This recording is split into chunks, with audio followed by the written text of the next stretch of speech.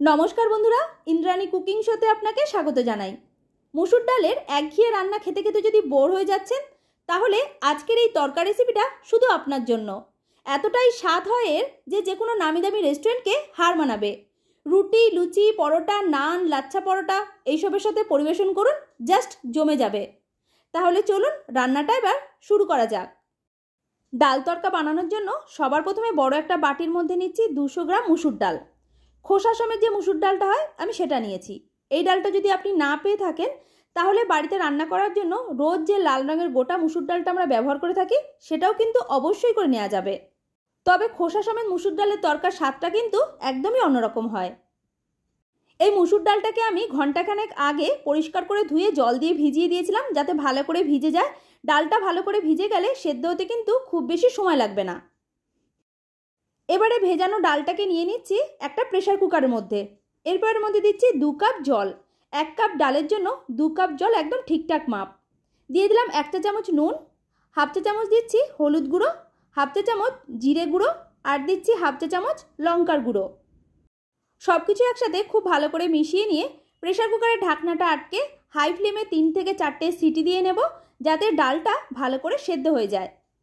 ডাল ওদিকে সেদ্ধ হতে হতে আমি এখানে 3টে পেঁয়াজ নিয়েছি। পেঁয়াজটাকে একটু বড় টুকরো করে কেটে নেব। কেটে এটাকে আমি চপার বক্সের মধ্যে চপ করব। আপনি চাইলে ছুরি কিংবা বটি দিয়ে খুব ছোট ছোট করেও কেটে নিতে পারেন। কেটে রাখা পেঁয়াজটাকে চপার বক্সের মধ্যে নিয়ে নিলাম। এরপরের মধ্যে নিচ্ছি 8 থেকে 10 কোয়া রসুন। রসুনের সাইজটা একটু বড় ছিল বলে আমি 8 থেকে 10টা নিয়েছি। আপনি যদি ছোট ছোট নিচ্ছেন তাহলে পরিমাণটা একটু বাড়িয়ে দেবেন। 1 ইঞ্চি আদার টুকরো, ঝালের জন্য 3টে কাঁচা লঙ্কা। এরপর ঢাকনাটা আটকে সব কিছু একসাথে খুব ভালো করে চপ করে নিচ্ছি। যে কোনো তরকা বানানোর সময় পেঁয়াজ, আদা, রসুন, কাঁচা লঙ্কা এইসব যদি কুচিয়ে ব্যবহার করা হয় তাহলে খেতে বেশি ভালো হয়। এরপর আমি বড় সাইজের লাল দেখে 2টো টমেটো নিয়েছি। এটাকেও একদম ছোট ছোট করে কেটে নিচ্ছি।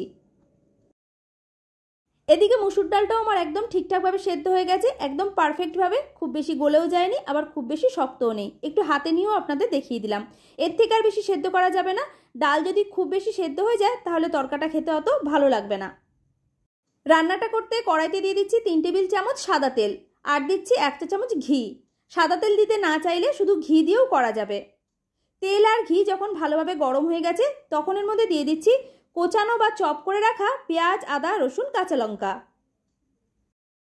গ্যাসের ফ্লেমটা মিডিয়াম টু হাইতে রেখে 3 থেকে 4 মিনিট সময় নিয়ে পেঁয়াজ, আদা, রসুন, কাঁচা লঙ্কা সব কিছু একসাথে খুব ভালো করে ভেজে নিচ্ছি। পেঁয়াজ যখন ভাজা হয়ে যাবে দেখবেন এইভাবে কালারটা চেঞ্জ হয়ে গেছে, তখন এর মধ্যে দিয়ে দিচ্ছি আগে থেকে কেটে রাখা টমেটো। পেঁয়াজ, আদা, রসুন, কাঁচা লঙ্কার সাথে টমেটোটাও আবার 2 মিনিট মতো কষিয়ে নিচ্ছি, যাতে টমেটোটা একটু গলে নরম হয়ে যায়। এবার এর মধ্যে কিছু গুঁড়ো মশলা অ্যাড করছি। 1/2 চা চামচ হলুদ গুঁড়ো, 1/2 চা চামচ লঙ্কার গুঁড়ো, 1 চা চামচ দিলাম জিরে গুঁড়ো, আর দিচ্ছি স্বাদ মতো নুন। তবে নুনটা দেওয়ার সময় দেখে দেবেন, কারণ ডাল সেদ্ধ করার সময় আমরা নুন দিয়ে সেদ্ধ করে রেখেছিলাম। এবার এর মধ্যে 1 চা চামচ চিনি দিচ্ছি। মিষ্টির পরিমাণটা এর থেকে কম কিংবা বেশি করে দেওয়া যাবে, তবে অল্প হলেও দেবেন, এতে স্বাদটা ভালো আসবে। মশলা খুব ভালোভাবে কষানো হয়ে গেছে। এবার এর মধ্যে দিয়ে দিচ্ছি আগে থেকে সেদ্ধ করে রাখা মুসুর ডাল। আমি খোসা সমেত মুসুর ডাল রান্না করছি বলে প্রেসার কুকারে আমাকে 3-4টে সিটি দিতে হয়েছে। আপনি যদি রোজকার লাল মুসুর ডাল দিয়ে তরকা বানাচ্ছেন তাহলে কিন্তু প্রেসার কুকারে দেওয়ার দরকার নেই। বাটিতে বা কড়াইতে করে সামান্য জল দিয়ে সেদ্ধ করে নেবেন। প্রেসার কুকারে দিলে ডালটা বেশি মাপে সেদ্ধ হয়ে যাবে।